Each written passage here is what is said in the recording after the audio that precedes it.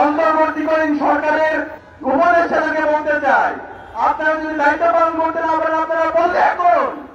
গত 16 বছর ধরে খুনি হাসিনা এবং তার দোসররা ভারতের প্রেসক্রিপশনের মাধ্যমে আমাদের শিক্ষা ব্যবস্থাকে ধ্বংস করেছে, আমাদের বিচার বিভাগকে ধ্বংস করেছে, আমাদের শাসন বিভাগকে ধ্বংস করেছে, আমাদের দেশের সংস্কৃতিকে ধ্বংস করেছে, আমাদের দেশের সকল প্রতিষ্ঠানগুলোকে ভেঙে চুরমার করে দিয়েছে, আমাদের আলেমকে হত্যা করেছে। আল্লাহ থেকে শুরু করে 5 জন সামলায় আমাদের হাজার হাজার আলেমের ওলামাদেরকে হত্যা করেছে। 5 জুলাই 26 জুলাই 2024 সালের জুলাই বিপ্লবের মাধ্যমে আমাদের শহীদদের আত্মত্যাগের মাধ্যমে আজকে আমরা নতুন বাংলাদেশ পেয়েছি। জুলাইয়ের পরে আমাদের স্বপ্ন ছিল একটি ইনসাফ ভিত্তিক বাংলাদেশ বিনির্মাণ করা, এবং এই জুলাইয়ে ফেসিবাদের বিরুদ্ধে দীর্ঘদিন ধরে যারা লড়াই করেছে সেই সকল স্টেক হোল্ডারদেরকে সাথে নিয়ে একটি ঐক্যবদ্ধ বাংলাদেশ বিনির্মাণ করা। কিন্তু আমরা দেখতে পেয়েছি জুলাই কিছু ঠিকাদাররা সে ঐক্যকে বিনষ্ট করেছে।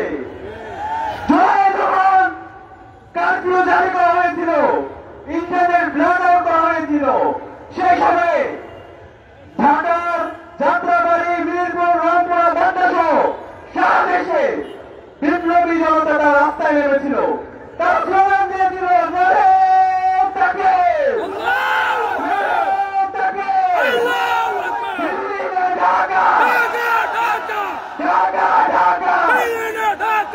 তারা দিল্লির দাদাগিরির বিরুদ্ধে এবং আল্লাহর সার্বভৌমত্বের পক্ষে তারা স্লোগান দিয়েছিল, আজাদির পক্ষে স্লোগান দিয়েছিল। আমরা দেখতে পেয়েছি আমাদের যাত্রাবাড়িতে আমাদের কর্মী এবং আলিয়া মাদ্রাসার শত শত শিক্ষার্থী তারা শহীদ হয়েছে। আমাদের শত শত শ্রমিকরা তারা জীবন দিয়েছে। এবং 18 জুলাই দিনে ঢাকা বিশ্ববিদ্যালয় যখন বন্ধ ঘোষণা করা হয়, আমাদের প্রাইভেট বিশ্ববিদ্যালয়ের ভাই বোনরা আবু সাঈদের মধ্যে তাদের 2 হাতকে প্রসারিত করে তারা রাস্তায় নেমে তাদের জীবন দিয়েছিল। এবং শহরের মধ্যবিত্ত শ্রেণী এবং এলিটরা তারা রাস্তায় নেমে এই ফেসিবাদের বিরুদ্ধে তারা তাদের জীবন উৎসর্গ করেছিল। কিন্তু এই 5 আগস্ট পরবর্তী আমরা দেখতে পেয়েছি এই জুলাইয়ের ঠিকাদাররা আমাদের আলেমদেরকে তারা বঞ্চিত করেছে। আমাদের যারা প্রাইভেট বিশ্ববিদ্যালয়ের ভাই বোনরা ছিল তাদেরকে বিভিন্নভাবে বঞ্চিত করেছে, এবং শহরের মধ্যবিত্ত শ্রেণী এবং তাদের যে মতামত নেওয়া দরকার ছিল তাদেরকে বঞ্চিত করেছে। এবং এর মাধ্যমে একটি অনন্ত তৈরি হয়েছে। এবং যে অন্তর্বর্তীকালীন সরকার গঠিত হয়েছে, আজকে 9 মাস পরেও শহীদ পরিবারদেরকে সাথে নিয়ে শাহবাগে আমাদেরকে বিচারের দাবিতে নামতে হচ্ছে। এর চাইতে লজ্জা কি হতে পারে?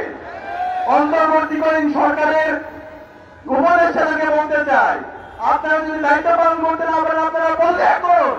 ছাত্র জনতা দায়িত্ব নিতে রাজি আছে, এবং এই বিপ্লব যাদের মাধ্যমে হয়েছে আমাদের শহীদ এবং আমাদের গাজী, তাই এই জাতির শ্রেষ্ঠ সন্তান, তাদেরকে রাষ্ট্র থেকে স্বীকৃতি দেওয়ার দরকার ছিল এবং তাদের দায়িত্ব নেওয়ার দরকার ছিল।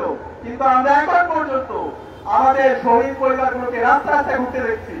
আমাদের যারা আহত আছে, আমাদের যারা পঙ্গুত্ব বরণ করে যারা হাসপাতালের বেডে কাটাচ্ছে, তারা এখন পর্যন্ত তারা সঠিক চিকিৎসা পাচ্ছে না।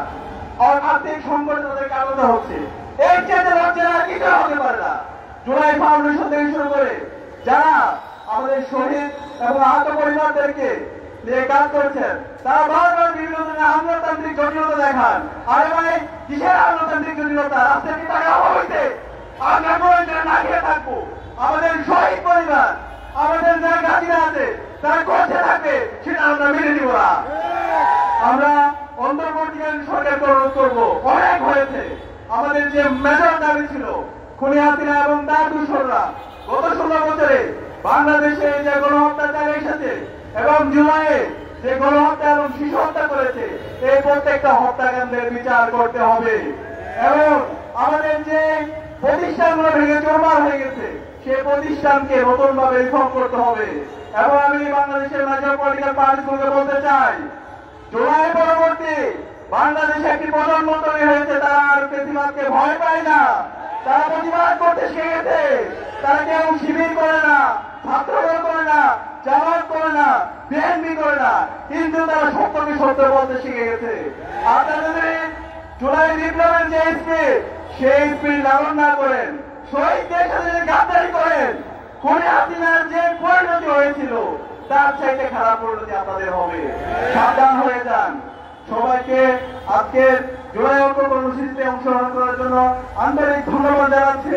এবং এই ঐক্য যারা আমরা বৈষম্যহীন ইনসাফ ভিত্তিক বাংলাদেশ বিনির্মাণ করার আগ পর্যন্ত আমরা যা দেখতে পারি সে উদাত্ত আহ্বান জানিয়ে আমি আমার কথা এখানে শেষ করছি। ইনকিলাব জিন্দাবাদ। আসসালামু আলাইকুম ওয়া রাহমাতুল্লাহ।